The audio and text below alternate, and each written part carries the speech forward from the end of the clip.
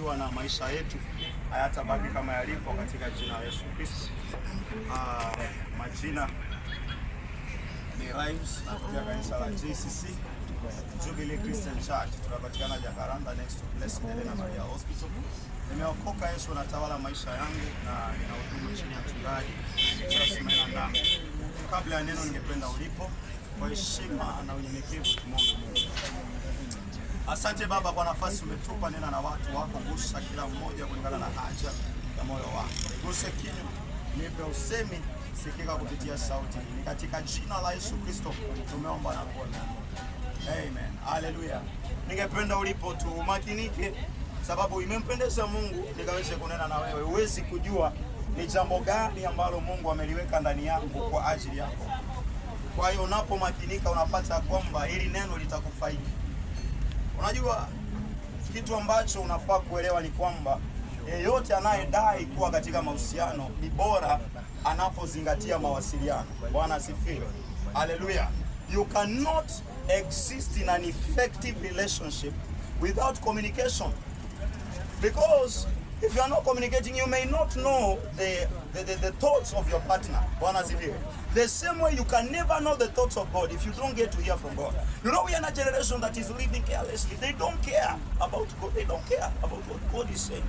But you know, if we live like that, we will be cut off within no time. I heard a man saying, ya kwamba moto ambao unasahau chanzo chake utakauka. Bwana asifiwe. So if you forget where you came from, you will dry up. You will dry up. That is why Jesus said in the book of Matthew 4:4 that man shall not live on bread alone, but on every word that proceeded from the mouth of God. Bwana asifiwe. Ya kwamba mwanadamu hatoishi kwa mkate peke yake, ila kila neno litokalo kinywani kwa Mungu. Kwa hiyo ningependa ukaweze kufungua moyo wako. Sijakuja kupigia kelele, sijakuja kupotezea muda. I've come to speak to you the full counsel of God, and I know that you're going to be blessed. Tutasoma kitabu cha barua ya kwanza ya Yohana mlango wa 3. Yohana wa kwanza mlango wa 3 mstari wa 8. Maandiko yanasema yeye atendaye dhambi ni wa Ibilisi, kwa sababu Ibilisi amekuwa akitenda dhambi tangu mwanzo. Kwa kusudi hili mwana wa Mungu alidhihirishwa ili aziangamize kazi za Ibilisi. Bwana asifiwe. Haleluya. Ya kwamba atendaye dhambi ni wa Ibilisi, sababu Ibilisi amekuwa akitenda dhambi kutoka mwanzo, lakini kwa sababu ya hili kusudi mwana wa Mungu alidhihirishwa ili akaweze kuziharibu hizo kazi. So it is good for you to ask yourself, kazi za Ibilisi ni gani? Utapata kwamba unaposoma Yohana 10:10 Yesu amezitaja. Amesema kazi ya mwizi ni kuiba, kuharibu na kuua, lakini yeye amekuja ili kwamba upate uzima na uzima zaidi. Kwa hiyo huo uzima ambao anakupa ili kwamba ukaharibu kazi ya shetani. Kwa hiyo kazi ya shetani ni mauti, lakini Yesu analeta uzima. Bwana asifiwe. Haleluya. Kwa hiyo ikiwa utaishi na kuendelea kukaa katika jinsi ya mwili, wewe unaishi ukifuata njia ya uharibifu. Lakini unapomwaminia Yesu ambaye amedhihirishwa kuziharibu kazi za mwovu shetani, unapata uhuru. Bwana asifiwe. You know, many times I talk to people and I tell them you need Jesus, and someone will tell you, why do I need Jesus? I've never been a sinner. I've never committed any sin. I'm not a liar. I'm not a prostitute. Maybe I'm not an immoral person. I'm not a drunkard. And now people think that you need to commit a sin for you to need Jesus. I'm sorry. Ya kwamba lazima utende dhambi ndio upokee Yesu. Hapana. Haukuhitaji kutenda dhambi yoyote ndio uhitaji Yesu. So long as you are born of flesh and blood, you became a fallen man by nature. Bwana asifiwe. Haleluya. Wakati Yesu anaongea na Nikodema katika Yohana 3, alimwambia amini na kuambia hakuna atakayeona ufalme wa mbingu mpaka azaliwe tena. And for a moment Nicodemus was confused and he wondered, how can an old man like me go back to my mother's womb and be born again? But what Nicodemus did not understand is that there is a birth that you can be born, and you are born in flesh and blood. Bwana asifiwe. And so long as you are born in that nature, you are a candidate to eternal damnation. ni wakufa. Haleluya, naomba nisiwatishe. Lakini ukweli ni kwamba ukiwa bado uko katika asili ya mwili, ile asili ya kuanguka, unaposoma Warumi 3:20, maandiko yanasema 23, maandiko yanasema maana wote tumekosea na tumepungukiwa na utukufu wa Mungu. For we have all sinned and fallen short of the glory of God. So if you are fallen short of the glory of God, it means that there is something that has to be done that will restore you to that glory. Bwana asifiwe. And it is nothing other than Jesus Christ. Maana mshahara wa dhambi ni mauti. Warumi 6:23. Bali karama ya Mungu ni uzima wa milele. So when you are there and you're wondering, how will I die yet I did not commit any sin? I will tell you this. Unaposoma Warumi 5:12, maandiko yanasema kupitia mtu mmoja dhambi ilikuja ulimwenguni na kupitia dhambi mauti. Kwa hiyo kila mmoja alihesabiwa dhambi na mauti sababu ya dhambi ya Adamu. Lakini unaposoma mstari wa 19, maandiko yanasema kama vile dhambi ilipoingia duniani kupitia mtu mmoja na mauti kupitia mtu mmoja, ndivyo ambavyo uzima wa milele umepatikana kupitia mtu mmoja ambaye ni Yesu Kristo.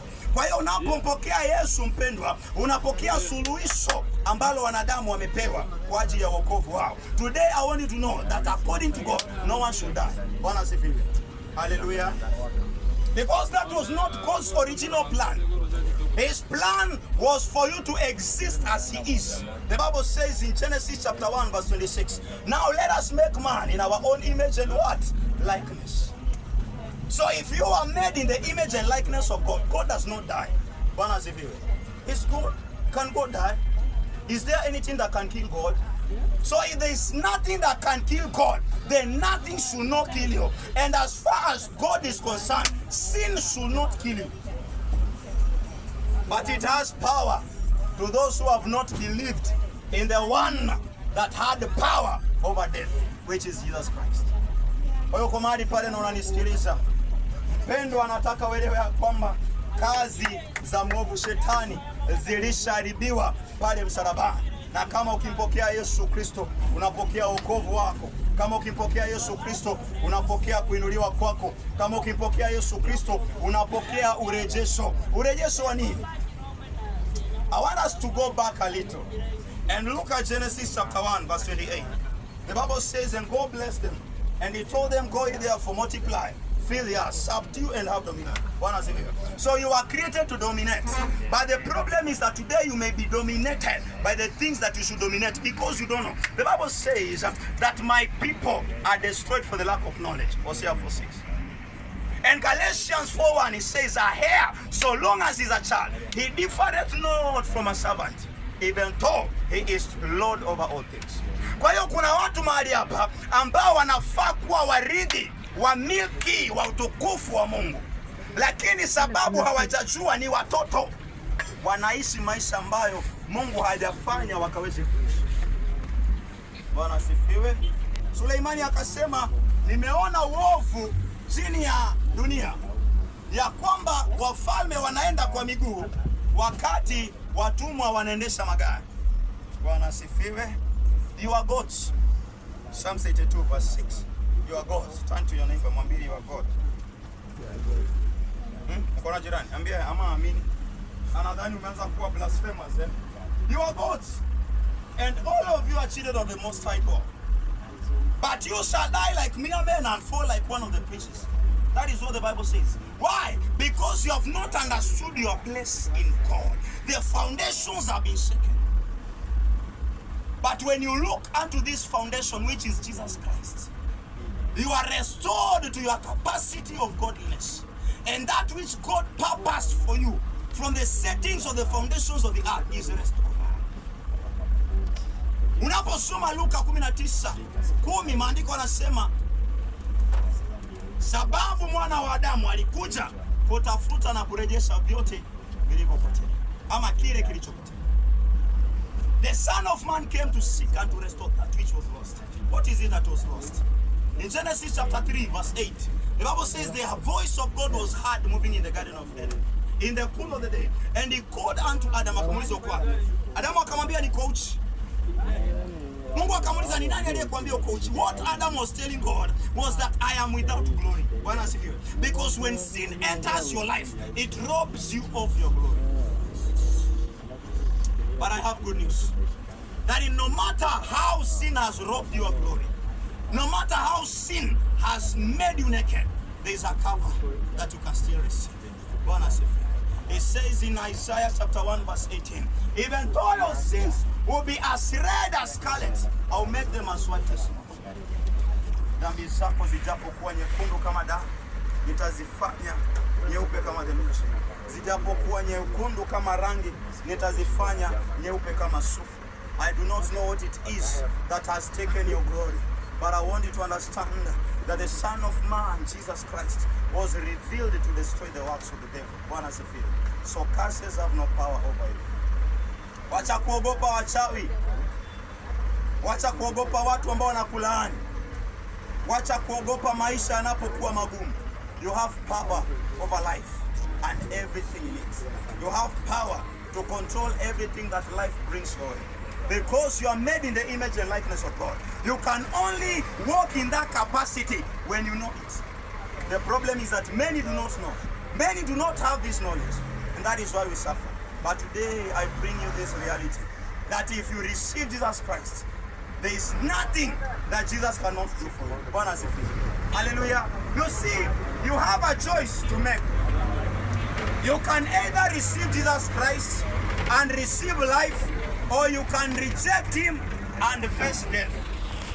Unajua, tunaambia watu hata pale kwenye bustani ama pale kwenye jangwa, watu hawako wamekosa option. Bwana asifiwe. There was an option for them. Even though walikuwa naumwa na nyoka wa sumu, kuna sehemu ambayo walikuwa wameambiwa wakitazamia watapona. Kwa hiyo Mungu hakukusudia wafe. Alimwambia Musa, tengeneza nyoka wa shaba ukaweze kumuinua kwenye kikingi, ya kwamba yeyote atakayeumwa na nyoka wa sumu amtazamapo nyoka wa shaba atapona. Bwana asifiwe. You may not avoid sin, but in this world that is full of sin, there is a snake that has been lifted. Yesu akamwambia Nikodema katika Yohana 3, ya kwamba kama Musa alipoinua nyoka wa shaba jangwani, ndivyo ambavyo mwana wa Adamu ameinuliwa, ya kwamba yeyote atakayemtazama hataangamia. Bwana asifiwe. I want to assure you that if you do not Jesus, or if you do not receive Jesus Christ, if you choose to continue in sin, there is a wage. Kuna mshahara and mauti. And God does not want that for you. Sikutishi, sihitaji kukutishia. Wewe si adui yangu, mbona nikutishie? Ni maadui tu wanatishiana. You are a friend. I will only advise you that Jesus is the way, the truth, and life. Bwana asifiwe. And he says that apart from me, like without me, no one can see the Father. So you're here, I do not know, umejipanga aje, but the reality is that tunaenda. Bwana asifiwe. We are going. If not today, we will go still, because this is not our home. We are going somewhere, and you will realize that if you are wise, before you go to a place, if you had not made peace with them, make peace with them first before you go there. Kama ulikosana na watu nyumbani na unataka kwenda Christmas, sasa kupiga simu, Bwana asifiwe. Ambie bro, kusoni nilikukosea, nataka tufanye amani. Sababu ukienda kule kama bado wamekwazika na wewe, you may never enjoy. Hallelujah. Labda wewe utaosha matumbo na utakula. Utafyeka nyasi wakati wenzako wanakula, sababu uliwakosea. What am I trying to say? That because we are going to heaven, we need to make peace with heaven. And the only way we can make peace with heaven is when we receive Jesus Christ as our Lord and Savior. Uko pale na ujaokoka, nataka ukaweze kuchukua nafasi ya kipekee kumkaribisha Yesu katika maisha yako. Labda ulikuwa umeokoka na ukarudi nyuma. Wokovu wako wa jana hauwezi kukuokoa leo. Labda haujui wokovu ni nini. Wokovu sio kwenda kanisa. Ni vizuri tukienda kanisa, lakini hiyo pekee yake haitoshi. Hata mimi niko na kanisa. Kanisa yangu inaitwa JCC, Jubilee Christian Church. Niko na pastor na ninampenda sana. Yeye pastor wangu hawezi niokoa. Bwana asifiwe. Anaweza nielekeza tu kwa njia ya Mungu, na yale maamuzi ninayofanya ndio yataamua kama nitaokoka ama la. So it is not enough that I have preached to you. The decision you make after I have preached is what matters. Kwa mahali pale na ujaokoka, unaweza rudia ile ombi nyuma yangu.